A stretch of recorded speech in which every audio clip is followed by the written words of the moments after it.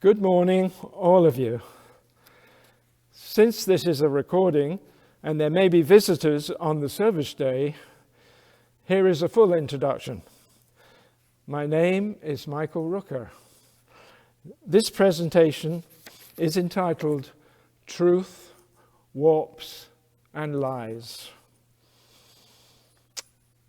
We, people of developed nations, have been sucked into a new world where warps and lies have never been so all-pervasive.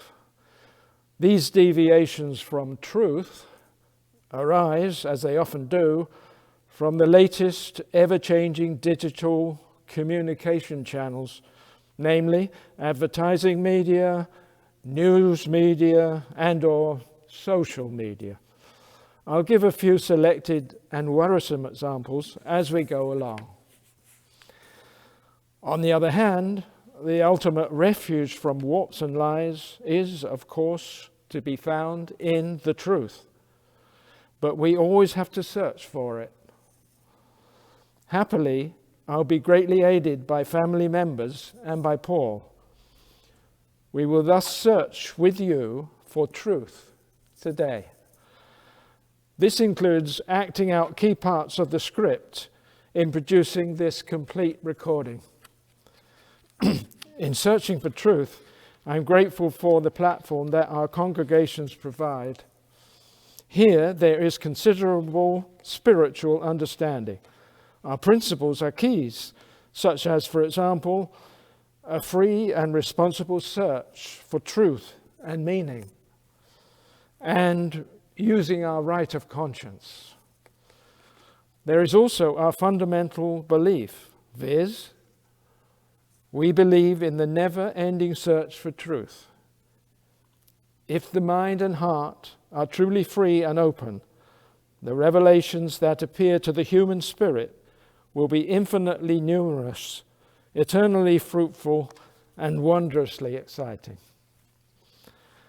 Welcome, dear friends, visitors, and colleagues.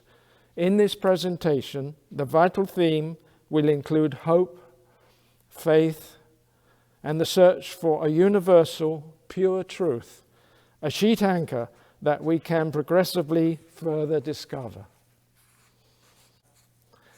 Segment 1, Structured Attempts at Truth.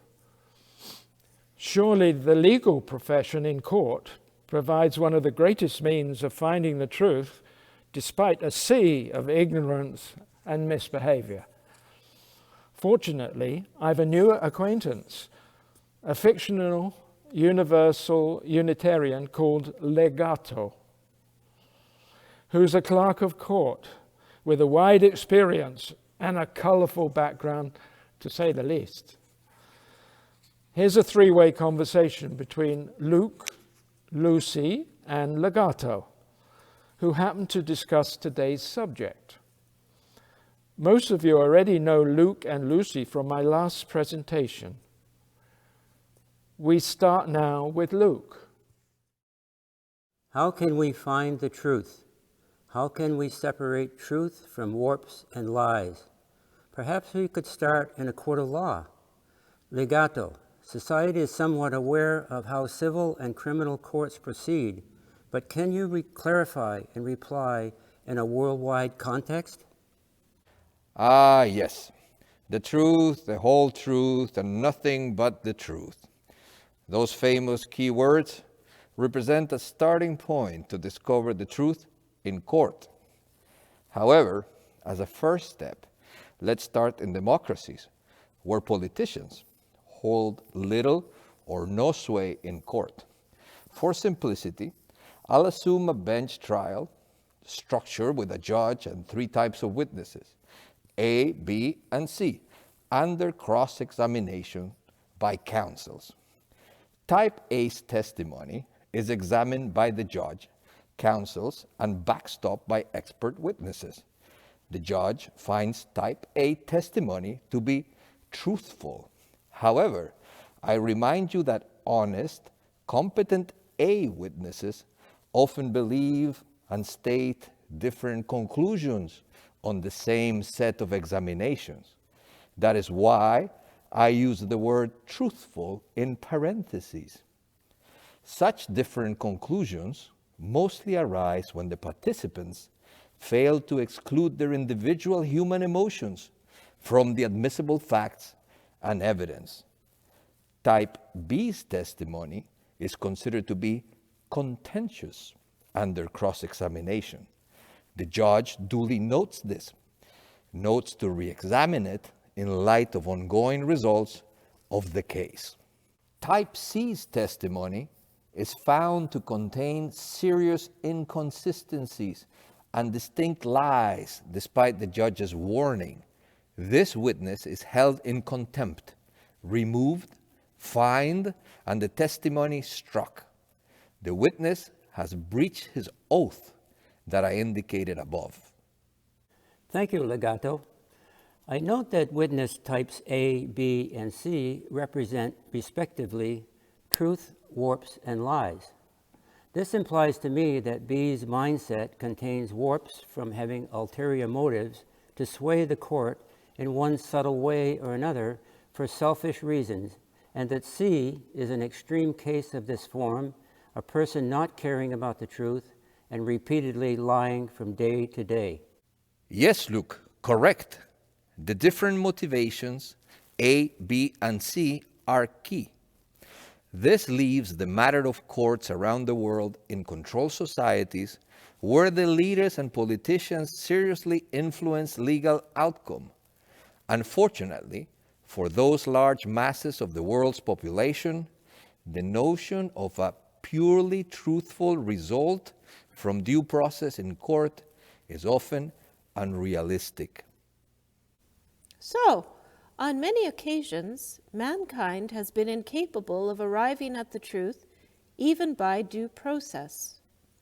On the other hand, when you use the expression a purely truthful result or pure truth, are you inferring a universally true spiritual reality, or what? Concerning human behavior, yes, absolutely. As you say, Lucy, a universally true spiritual reality.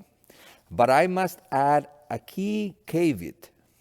When we follow the physical laws of nature properly, we arrive at purely truthful results that always repeat. Our standing on the moon, for example, proves that the physical laws of nature are universally true as far as we have discovered them. The difficulty is with human behavior, from ulterior motives and from passions of the mind. The three agree that to find pure truth of human behavior, mankind may have to change spiritually.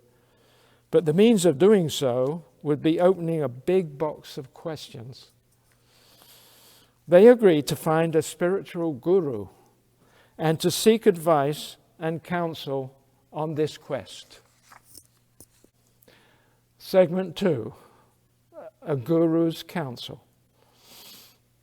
Our trio of Universal Unitarians chose Dr. Deepak Chopra to consult. Lucy was chosen to make contact with Dr. Chopra and to seek the needed counsel. Here's the result. Calling Dr. Deepak Chopra. We are the Lakeshore Unitarian Universalist congregation in Montreal. We have a common question for humanity, and we seek your counsel. How can we change to find truth, happiness, and fulfillment? Does it have to be a spiritual change? I'm aware of your congregation at Lakeshore, and I wish you all well. But here is my counsel. We must change spiritually. The desire for material things cannot fulfill us. Consider this notion, the notion of a human passion to be whole. This passion is central to you as your birthright. We are designed to transcend. This yearning unites you, your soul, and every soul. This is also the direction of our search for truth, happiness, and fulfillment. So follow your birthright, make your changes, and discover yourself. Ah, thank you for your counsel, Dr. Chopra. Segment 3, Reaction to Guru's Counsel. From my fictional friends, Luke, Lucy, Jean, and Legato. Hopefully, they can represent our wide-ranging, free-thinking congregation. Dr. Chopra is an intriguing choice for counsel because he uses a scientific approach to identify the quantum domain and to summarize the science that revealed it over past decades. However, I still find discussions on a virtual domain intriguing, but there is no tangible scientific basis for them. For example, I have no evidence or thoughts that I've been designed to transcend. The difference between you and me, Jean, is that I was prepared to take a leap of faith supported by a complete hypothesis. I threw out questions to a presumed life force and waited patiently with humility. I have changed over time and now feel happier, more complete, and more fulfilled than ever before. You know my story. You, on the other hand, seem to require tangible, measurable evidence from within a physical domain that we see only partly. Jean, perhaps Dr. Chopra anticipates us at Lakeshore to be spiritual folks, seekers all, and surely our principles indicate this. Here we go again, folks. As I said before, we have a simple approach to living a good life and walking all good pathways without getting philosophical, analytical, etc. I help others along on a myriad of day-to-day activities, hands-on for me.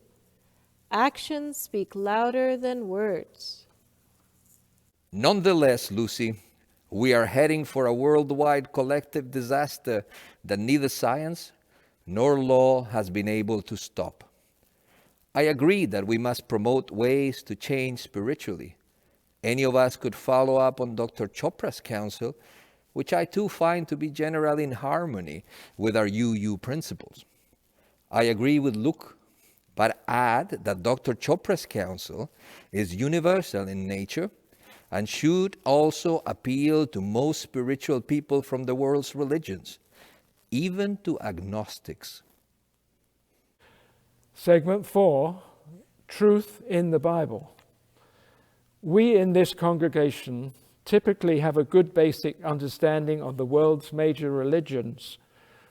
The worldwide knowledge helps us in different ways in following our 8 principles and conducting a free and objective search for truth. Concerning Christianity, some of us understand and interpret the Bible in a symbolic way, thus avoiding inflexible interpretations and recognizing mythological content where historical proof is contentious or unavailable. Many of us will acknowledge that the 66 books are full of enduring statements and stories by writers considered by many to have been inspired. In this inspired way, our free and responsible searching may uncover truth. The Bible is also unique, of course, in showing us how to behave. This behavior is covered in the New Testament by the life and teachings of Jesus the Nazarene. The symbolic scriptural writings are often so luminous and inspirational that we light up and realize that here is a beautiful concept of pure truth, and we are led on to better pathways in our lives. In the Bible, the expression sound doctrine is synonymous with what I refer to today as pure truth. Sound doctrine is then the continuous, unchanging truth about our lives and our universal life force. A biblical extract. Paul the Apostle, later to be Saint Paul, nears his end in Rome and is expected to be martyred under Nero.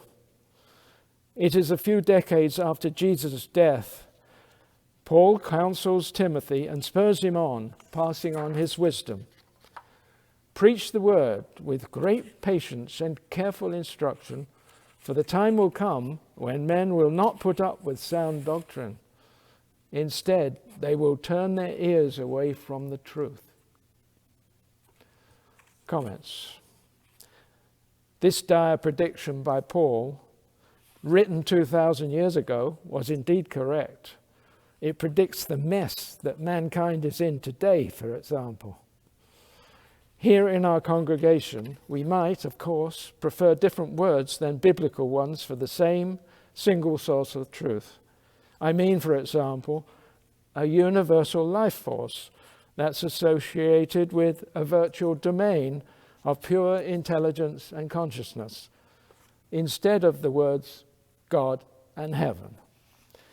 Incidentally, I'm not mentioning other worldwide religions as sources of truth, but only because there's no time. Segment 5, Mankind's Scientific Progress. Mankind's scientific progress is potentially awesome. Scientists define the laws of nature and test them, as we know, with theories and calculations. When we first stood on the moon, for example, we had proven the truth of the laws of nature involved.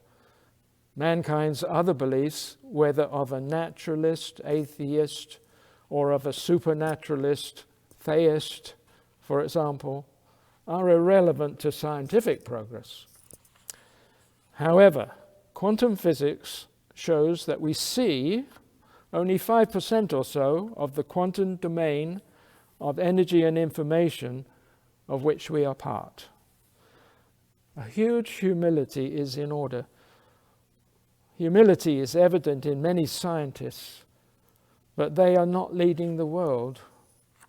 Our big deal corporate and political leaders are instead. Unfortunately, scientific progress can give the dark side of mankind largely unfettered opportunity to lose their way. Opportunity to lose their way. 2 examples of this will follow in segment 6. Our scientific progress shoots forward, but our collective wisdom, our ethical human behavior, are either static or even going backwards. Are we not collectively diverting ever more from the sheet anchor of truthful behavior covered in the 3 previous segments? Segment 6, a hazardous direction.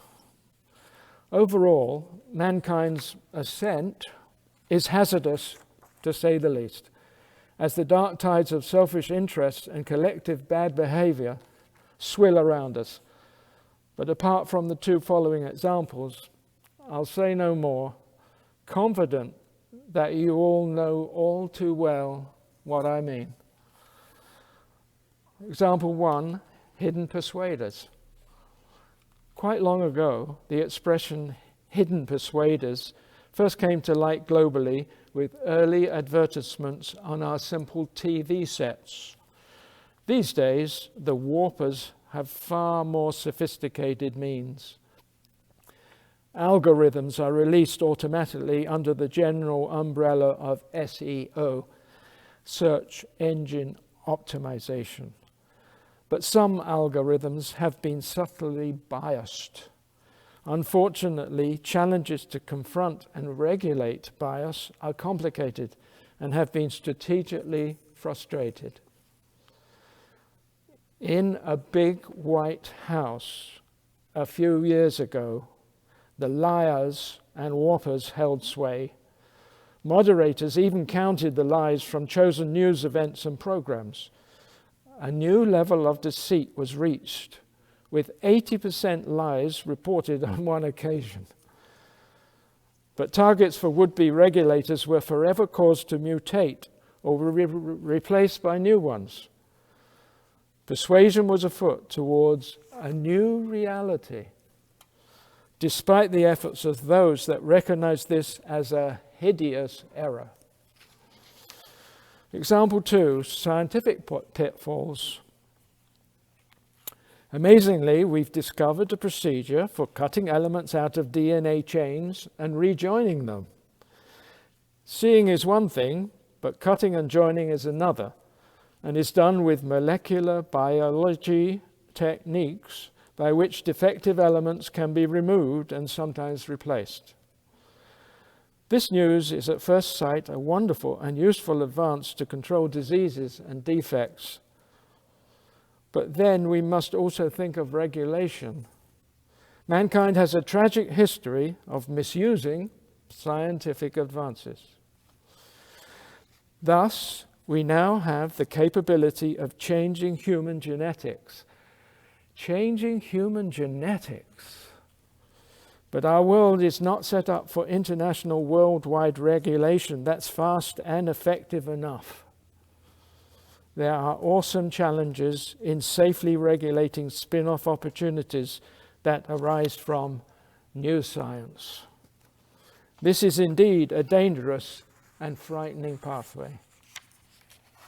Segment 7, our platform. I've sketched out some examples of mankind's bad behavior, and I mean collective behavior, of course. A key part of this behavior stems from the most powerful corporations of the commercial world. Such corporations heavily influence political leaders and hence our day-to-day secular world. By contrast, I believe that the behavior of our UU congregations move along relatively independent pathways. In Canada, for example, we lead our children along valuable spiritual pathways beyond the scope of most national schools. Overall, we have a simply great platform from which to make life's ongoing spiritual journeys. We can draw on both our Unitarian principles and our universalism to progress.